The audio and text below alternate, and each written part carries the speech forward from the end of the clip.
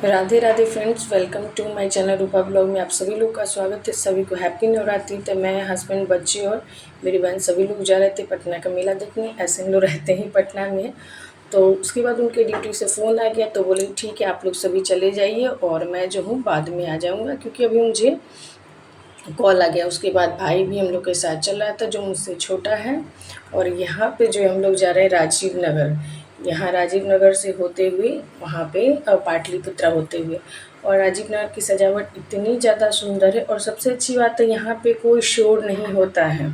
यहाँ पे ना गानों की ज़्यादा आपको आवाज़ें दिखेगी, और डेकोरेशन तो हर साल ही बहुत सुंदर होता है। और ना भीड़ भी इतनी मतलब कंट्रोल है कि आप आराम से जा सकते हैं। लेकिन मेरा भाई जो हमेशा पीछे रहता है, इसलिए ताकि बच्चों को भी देखता रहे, और हमेशा यही बोलता है कितनी भीड़ में अगर आप लोग ब्लॉगिंग करोगे या फिर फ़ोन से फ़ोटो वगैरह लोगे तो कहीं आपका फ़ोन ना कोई छीन ले। हमेशा उसको यही डर रहता है, वो हमेशा ध्यान देता रहता है। उसके बाद यहाँ पे जो है राजीव नगर में कितनी सुंदर प्रतिमाएं बनी हुई हैं। उसके बाद होते हुए हम लोग आते हैं पाटलिपुत्रा होते ही यहाँ डक बंगला चौराहा। और डक बंगला चौराहा की तो सबसे ख़ास बात यह है कि पटना का सबसे ये रिहायशी इलाका है ही। और यहाँ हर साल ही कुछ भव्य ही होता है, पंडाल से लेके सब कुछ। और पूरे पटना का आकर्षक का केंद्र बना रहता है, पटना ही नहीं बाहर के लोगों का भी। लेकिन सबसे बड़ी बात यहाँ पे होती है कि आप यहाँ पे जाना बहुत ज़्यादा मुश्किल होता है। इतनी ज़्यादा भीड़ रहती है कि प्रशासन से लेके आम लोगों के कंट्रोल के बाहर ही रहता है। तो यहाँ पे हम लोग जैसे ही पंडाल के पास पहुँचे, इतनी ज़्यादा भीड़ थी। ऐसे हर साल भी रहती है, लेकिन यहाँ पे जो है पूरे स्वास्थ्य मंत्री आए हुए थे, और भी पॉलिटिकल पार्टी विपक्ष थे वो सभी लोग आए हुए थे। उस कारण भीड़ जो थी और ज़्यादा बढ़ गई थी। तो यहाँ पे फ़ोटो लेना या वीडियो बनाना काफ़ी ज़्यादा मुश्किल था। लेकिन मेरी एक आदत है कि भीड़ चाहे कितनी भी हो, मैं कभी भी जाती हूँ तो बिना वीडियो बनाए नहीं आती हूँ। ऐसा नहीं कि चैनल पे काम मुझसे पहले भी थी, तो मुझे बहुत अच्छा लगता है कि कहीं भी जाके फ़ोटो लेना वगैरह, वीडियो बनाना एक याद होता है। और यहाँ पे हर साल कुछ अलग तरीके का ही पंडाल होता है जो आकर्षण का केंद्र होता है, और बहुत मुश्किल होता है भीड़ से होते हुए। फिर यहाँ पे तेज प्रताप आए हुए थे और उनकी पूरी टीम। तो जिस समय हम लोग पहुँचे उसी समय तो हमने क्या किया, जब वीडियो लिया तो उसमें तेज प्रताप भी आ गए थे। वहाँ जाकर भी ले सकते थे, लेकिन इतनी ज़्यादा भीड़ थी कि मुश्किल थी। और जब कोई गेस्ट लोग आते हैं जब यहाँ पे, तो और ज़्यादा भीड़ जो है वो बढ़ जाती है। तो आपको कंट्रोल करना मुश्किल हो जाएगा वहाँ पे, बच्चों वगैरह या अपने खुद की देख रेख करना मुश्किल हो जाएगा, इतनी ज़्यादा भीड़ हो जाती है। और उसके बाद यहाँ पे डकबंगला से होते हुए मूर्तियाँ जो ऐसे बनाई जाती हैं जो किसी भी मतलब महिला को बैठा के उनको ना देवी का अवतार बनाया जाता है, वो भी देखने को मिलता है। और बहुत अच्छे अच्छे मुझे इस टाइप के ना खिलौने लगे जो मुझे बहुत पसंद है। और उसके बाद ये कौन सा गेम है मुझे नहीं पता, जो बच्चों को आँखों में लगाया जाता है तो उनको लगता है कि मैं बहुत ज़्यादा ऊपर चला गया हूँ। जो मेरा बेटा ने भी वहाँ पे बोला मुझे बहुत ज़्यादा पसंद है। और उसके बाद हम लोग डक बंगला है। डक बंगला की सजावट जो होती है वो हर बार कुछ अलग ही होती है, और इतनी ज़्यादा भव्य होती है कि ये आकर्षण का केंद्र बना था। पटना के लोगों का ही नहीं, बाहर हर लोग का एक सपना होता है कि चलो हम डक बंगला जाएँ, क्योंकि यहाँ पे सबसे बड़ी चीज़ है यहाँ पे भीड़ इतनी होती है कि एक तो यहाँ पे डेकोरेशन जो होते हैं या फिर पंडाल जो होते हैं वो अलग होती है। दूसरी चीज़ है भीड़। उसके बाद होते हुए हम लोग स्टेशन रोड पे हैं जहाँ पे ये भूतों का कार्टून बना हुआ था।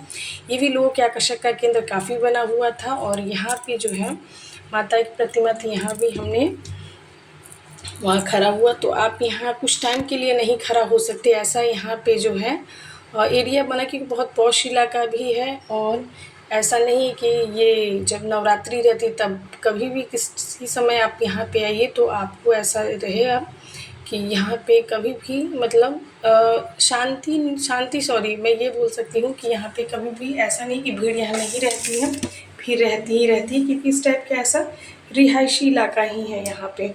और देखने में भी कुछ अलग ही ऐसा हर साल कलाकारी किया जाता है पंडालों में या मूर्तियों के या फिर सजावट का, जो लगता है जैसे सारा पटना ही चला आया है डक बंगला की भीड़ में। जबकि ये मैं अष्टमी की बात बता रही हूँ, नवमी का नहीं। नवमी को तो यहाँ चलना भी मुश्किल हो जाता है।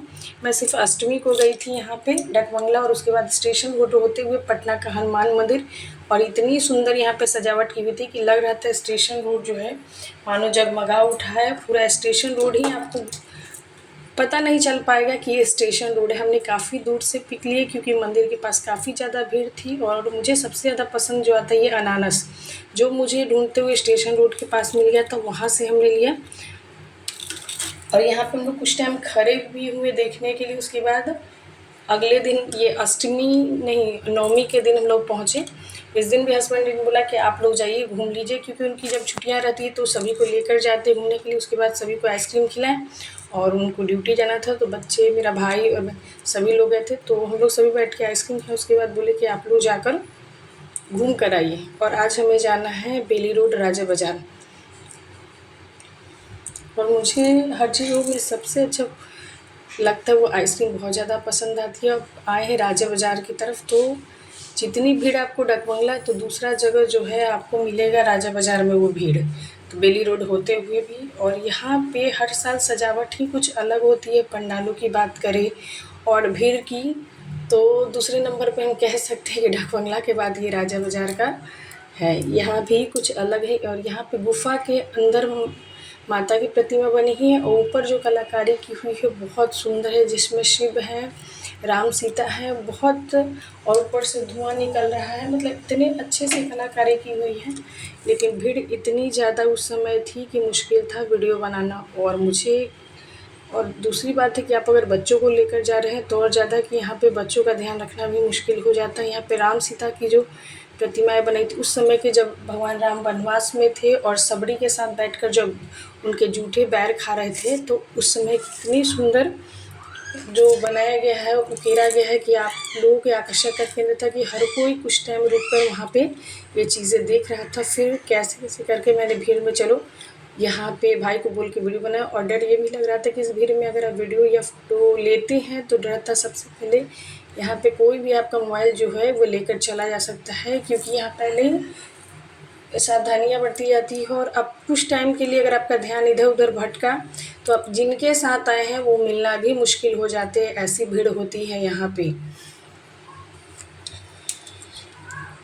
और डेकोरेशन भी जो हर साल होते हैं अलग होते हैं। सबसे बड़ी चीज़ है यहाँ पे जो आजकल बाजाएं जो चली हुई हैं जिसमें आवाज़ आती है, इतना शोर यहाँ पे होता है, इतना शोर कि आप ना तो एक दूसरे से बात सही से कर सकते हैं और ना ही एक दूसरे की बात आप सुन सकते हैं।